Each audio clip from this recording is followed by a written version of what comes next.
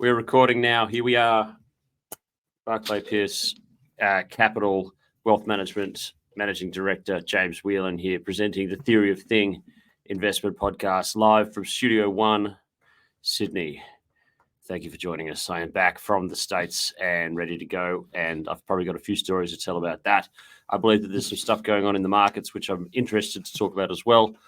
Joining me, as always, is my partner in crime here on the Theory of Thing investment podcast, Heath Moss of HLM Investments. Heath, how are you now? Very well, thanks, mate. It's great to be here after a little bit of a break. Our schedules didn't line up for a little while, and then you're off in the States. But it's good to be back on the potty and discuss all things markets, mate. Yeah, no, it is fantastic to be back. I did miss it. Got to the stage of just being like, wow, it's actually been a few days since I've checked on. It was just too busy, and it was like time that we could do, and the time zones didn't really work. You had the market news sort of on in the background, but you don't really get drilled into it. How about me with my suggestion of what time we could be able to do it? That I had the spare spot that I had over from Vegas at Las Vegas. It was what, Friday my time was like that. What, you're not free at Saturday mid morning to just tune in and just do the podcast? No commitment. No commitment from you at all. That was shocking. We press on. I mean, you haven't missed much, but you've missed a lot.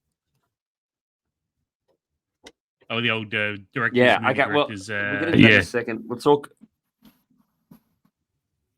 We'll talk about that in a second. What we, Vegas was. I could hear you asking. There's bits and pieces that I can't discuss of some of the work related stuff that I did yet.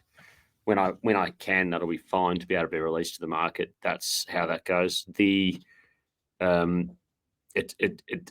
That trip, the NRL, the whole NRL thing, and the experience in the trip was just absolutely phenomenal.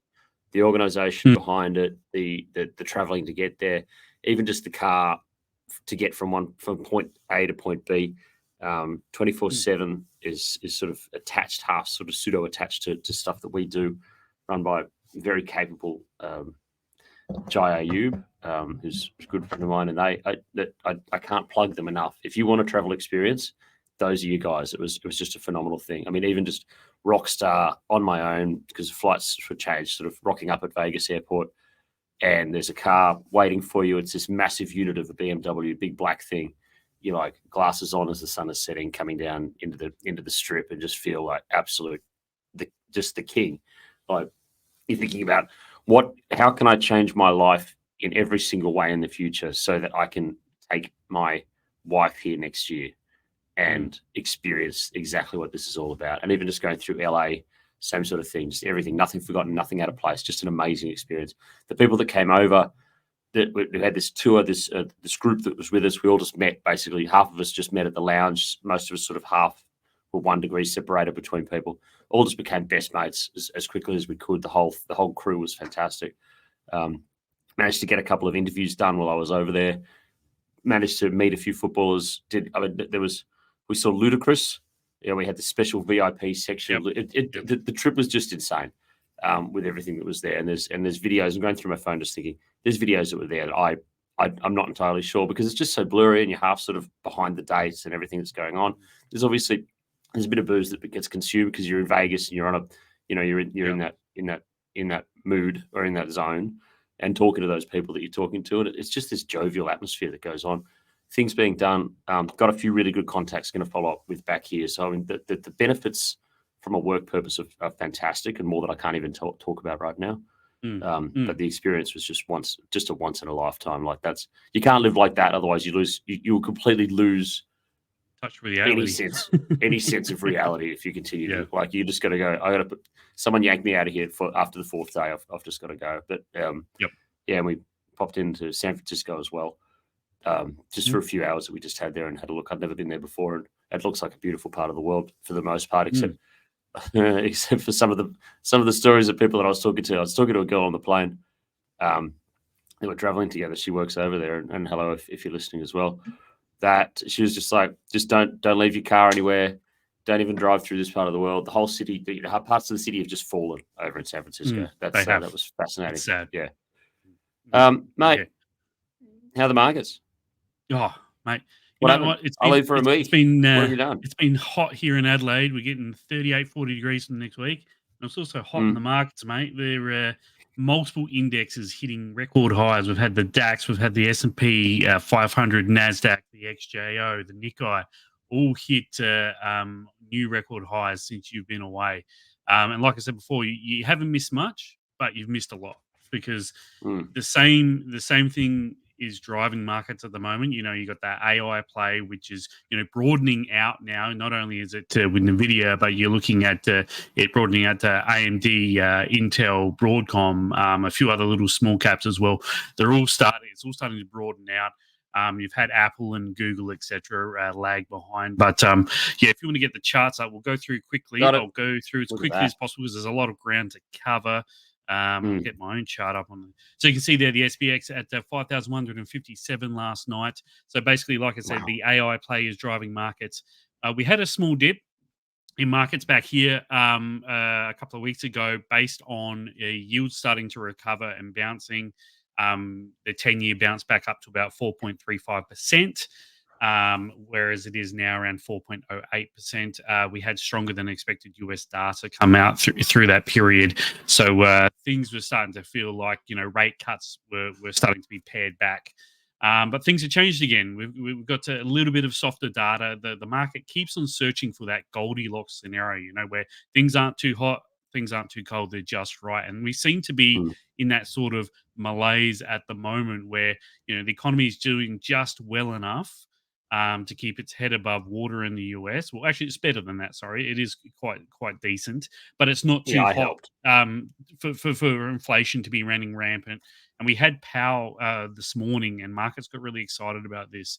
Powell's spoken twice in the last 48 hours. First time, played a straight bat, basically said the same thing he did at the last meeting. This morning, he spoke to the Financial Senate Committee and said they've got. Let me just find the quote that he said. Where is it? Where is it? So basically, said that he admits that they're not far from having the confidence to start cutting rates. So that's basically saying to me and probably to the market that June is in play now. June Choosing is play. when they'll I start agree. cutting. Yeah, and look, like I said, during the week we had softer ISM PMIs in the service and manufacturing, Mm, in new orders, and the jobs data within that itself was softer as well. Jolts openings were softer. The quit rate is softer now, so obviously the percentage of people that were quitting during the pandemic and moving somewhere else for a higher wage was quite high because obviously there was a shortage of labor. That's now below pre-pandemic levels, so it's harder for people to go somewhere else and get a better wage, and it's sort of a lead indicator as to where wages are going. So wages are softening. ADP job numbers slightly missed by 10k, so nothing to talk about there. So, and we spoke about the power things, this power speeches. So that's the SPS there. You'd expect at some point for it to come back and test that breakout of old highs around the 4,800 mark. Like I said, we're around 5,150 at the moment. We expect mm, that drop to come sometime soon. Generally, markets don't carry on like they are at the moment now without coming back and testing the old breakouts. But I'll bring up the 10-year yield. Where are we? 10-year yield here. You see mhm. there where it peaked around the 4.35% mark here and has come off significantly. The 2-year as well has done the same, peaked around Yeah. 4.75. It's around 4.5 now. And we'll get And the then obviously US what happened? dollar. Yeah, go US US dollar. dollar. I was going to say Yeah, US there we dollar go. and then gold because that's going to be. I Yeah, mean, look at see those. you can Yeah, that see channel. US dollar weakening there. If you pan out there, it's starting to trade in the channel here. I mean, my lines aren't the best, but there is a chance based on this pattern here that it comes down to about that 99 level from the 103, which would be a significant drop and be a great tailwind for earnings in the US, especially for the big tech guys. So Yeah, this and has then been gold. great for commodities as Huh? well, and I'll bring up Yeah, gold. yeah, yeah, yeah, And yeah, you look yeah. at gold here, that's I just mean, phenomenal. that that's what happened. That's what happens when you go away. That sort of Yeah. thing. There's always something that's just insane. Like you could be sitting, you could spending your life waiting for something like that, Yeah, yeah, and and gold has it's all just to spiked do like the with Eiffel Tower. rates softening, cut expectations starting to increase again. and the US dollar softness we've seen. So I think you could say basically that commodities generally are a lead indicator here because commodity traders are pretty spot on when it comes to rates. I mean, we've seen copper start to come out of its bit of its downtrend here. We've seen a nice little lift there on the back of some really Yeah, good it's give me export some good trade numbers ideas. from China. Um, Yes. we saw China exports up 7%, imports up 3%. What was missed by some was Germany's trade numbers the other day. Their exports were really, really strong, and a lot of that went into China. So maybe there's signs there, some green shoots there. We had the NPC meet last week. Nothing Mm, surprising came from that. It wasn't expected, mhm, but maybe there's some green shoots there. The Chinese consumer is doing okay. The services side of the economy is doing okay. Travel during the Lunar New Year was actually much higher than 2019. So it's back to normal travel over there. Electricity usage is up. Internet connections are up. Mobile phone sales have bounced and have finished their sell off. I think they've started rising again. It's just not Apple phones. No one's buying Apple over there. mm. So there's green shoots all around the world now, and it's things are starting to look a lot better. And for me, I mean, I was always in the camp that there's going to be a US recession this year. I think that gets pushed out to 2025 now. The Biden and co are running a 6% deficit at the moment. So there's a lot of spending still going into that US economy, and explains where they're at now and why, Yeah. the consumer and the economy has been so resilient. So I think something like that, unless something comes out of the woodworks with like commercial real estate and office, etc. over there, I think that recession gets pushed out past the election into next year. So I, yeah, so I, that's my I, brief rundown. that's fantastic, mate. Thank you very much for the updates. It's given me some amazing ideas on that one. I think Mm, that the fact that China, yes, I think that recessionary. You know what? I'll do this. A lot of people have commented on the glasses. These are mhm. these are fake. There's nothing going on. These are screen glare glasses that are merch from BlackRock. There is no prescription on this at all. I just wear this to stop the glare off there and also make myself look a bit more intelligent. Mhm. I'm also wearing a Barclay Pierce Capital hat and a Barclay Pierce Capital Gillette as well, which also makes me look more intelligent too, which is fantastic.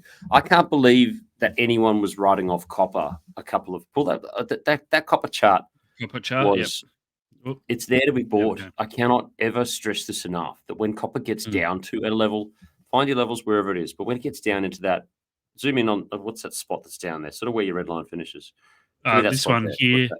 it's Yeah. around 365 a pound, and it's now about If you see, 392. if you could pick it up there, just it's so strange to me, the whole thing. Alma, ALM, is our small cap copper pick. Mm. And that's probably got the best leverage, allegedly. It's got the best leverage to upside to the copper price Yep. on the market of anything on the ASX, which is good. Yeah, really happy Um, with that. Gold, I got wow. some more You've got got some more we've got China some data. gold picks. You got some more I got China data. Yeah, sorry, I forgot to mention it before, but Yeah, go on. imports of metals. So we had during January, February imports, iron ore up 8%, copper up 4%, coal up Yeah, 23%. yeah, Oil up 5% and natural gas up 23%. So that paints a picture of an economy that is maybe starting to increase stockpiles or is starting to get going again, rather than an economy that is, falling back. Because I mean, China produces a lot of its own metals and materials, etc. So yeah, if they were really in a big slump or not coming out of a slump, then you'd think those numbers would be a lot weaker. But especially the coal side of things, up 23%. So dude. they're Yeah, anticipating a lot of energy usage. yeah. Yeah. I'm sure that Rob Reddy has got 1,000 things behind it, and if he says it, then it's going to be correct. And I haven't actually checked any of his stuff, but there's going to be. Hey, there are people who are saying that that's China, like China's done. It's Mm, going to be more of a malaise. You're going to have to deal with this sort of thing now. It's just like, well, I mean, hey, those numbers pick up again. They've got a certain direction they need to be pushing. Just anyone who wants to write off that country is just insane. yeah. And then obviously you've got India on the back that will just keep Yeah. going as well.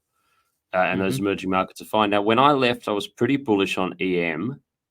Mm-hmm. And it feels Mm-hmm. like it does feel like I've been away for about 6 weeks. I'm not going to lie to you. Okay, so this could have been a long time ago. Can you pull up? Can we have a look at EEM, please? And so this is the EM emerging markets emerging. ETF. Just that's the standard emerging markets Yep. ETF. Yep, that's fantastic. Okay. Yep. Yep. And That's exactly.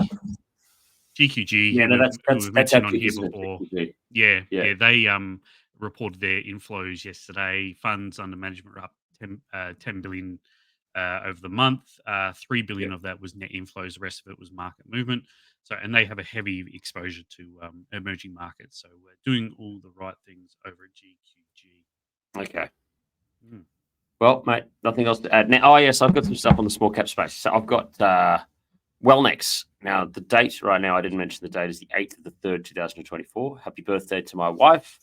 Beautiful. Happy She had a birthday. handbag waiting on the kitchen table for her when she came downstairs this morning. I was already gone, so pretty happy with that gift, I believe. So that's pretty cool. And what was I talking about? Oh, yeah, Wellnex. Wellnex is back on the boards, mate. It was off the boards, had to present it half yearly, get a few things Yep. together, and it has done so. And remember when I said that because we did the raise for them along with Audminet. It's for them to buy Painaway, which was going to make them a profitable company. Yep. They have now been able to report an actual full month of Painaway profits or Painaway revenue coming into their books, and that was their first profitable month that they've been able to report. Congratulations to Wellnex, a profitable company. Everything is great. Everything is fine. I'm very happy to be there. Happy buyer on this one. Obviously, general advice slapped all over this one.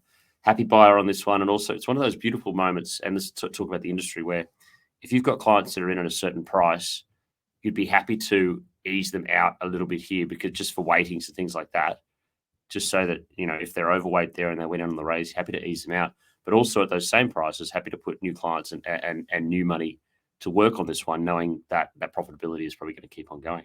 So it's one of those rare moments where it's happy on either side there. So that's a beautiful. The stars align in broking sometimes when you can just go and everyone has a good conversation behind it. So that's good. So that hit the market back on the boards today. And we'll just have to look and see where it goes now. So now it's got the P word, and suddenly comes up on the radar of a lot of other places that needed to be profitable for them to have a look at it. So it's great. It's been a beautiful experience watching a company do this. Laws, sausages, and this stuff is things that really normal outside people, civilians, you don't want to see this stuff happen. It's a gritty, sweaty, late night business, but the results at the other end is fantastic. Yeah, and credit to my entire team, credit to the Audminet team, and a credit to the Wellnex team as well for everything that they did manage to get this together. So I'm proud. I'm allowed to be proud of these things that we do. Glasses off for that one. I'm allowed to be proud of this one. Well done, guys. What else you got for us, there, bro? Just we'll briefly chat about the reporting season just had on the XJO half yearlies. Yes. Just came out, and we can actually see here the XJO and its new high here. Beautiful chart, fantastic chart. It's broken out again, 7,800 on the XJO at the moment. So basically, highlights.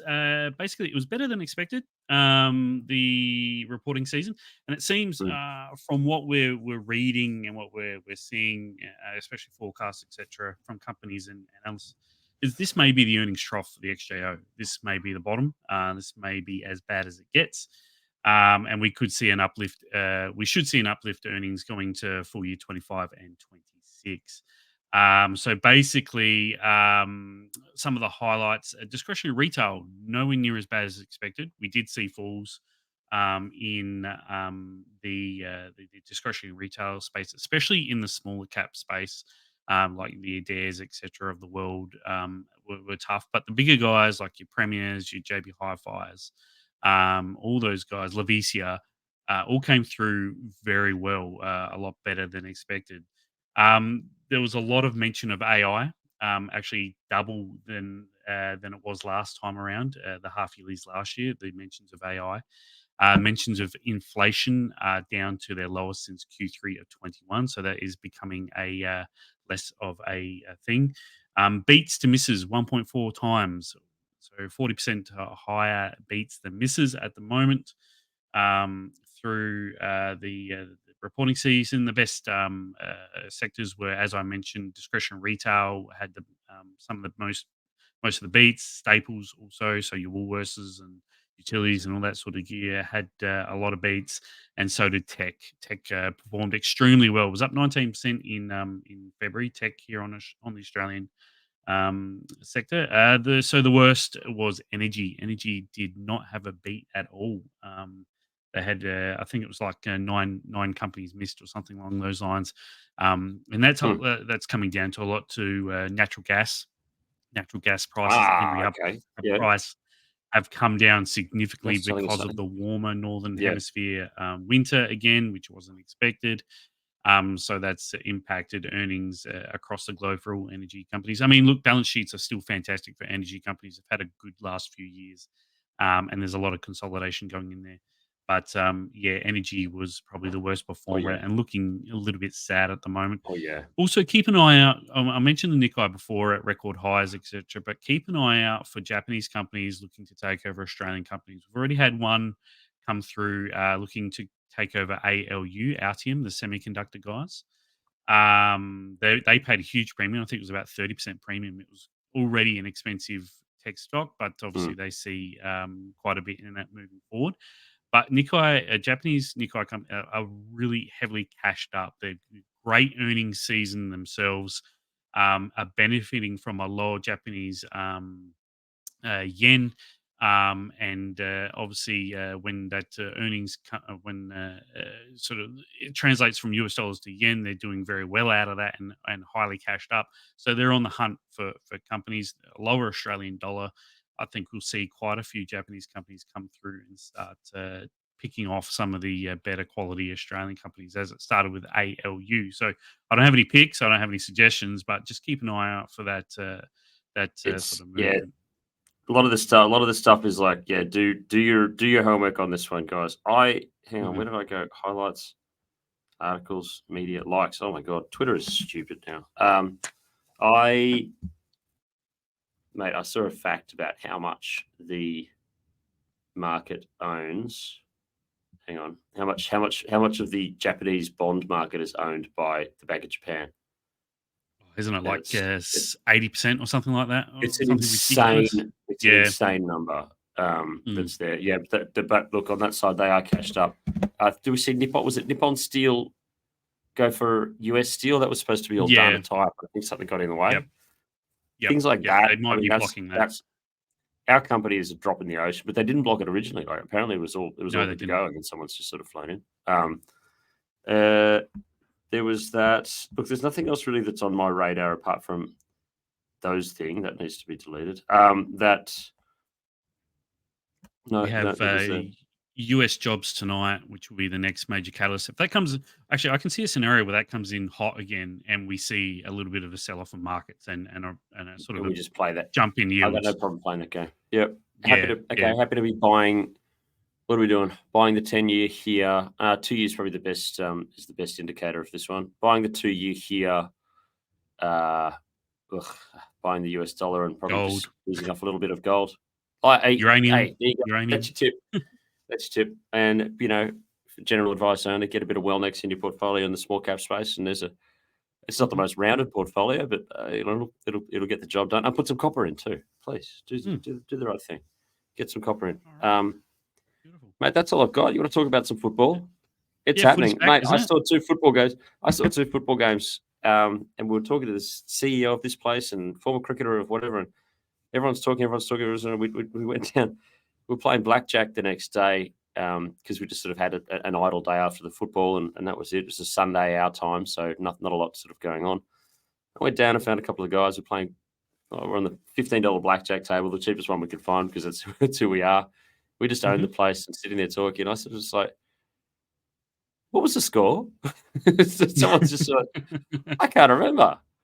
We were Mm. there. It was great footy. It was fantastic, but none of us can remember exactly what the score was. That's anyway. We had to look that up real quick just so that we knew. But I mean, there were two absolutely banging games of football. It was good. Oh, and then Joe Hockey walks past, former treasurer, Oh, former Joe ambassador, Hockey. and like I'm sitting there instead of okay, go in another 15, see you later, whatever just happened. It's like, hey, is that Joe Hockey? Joe.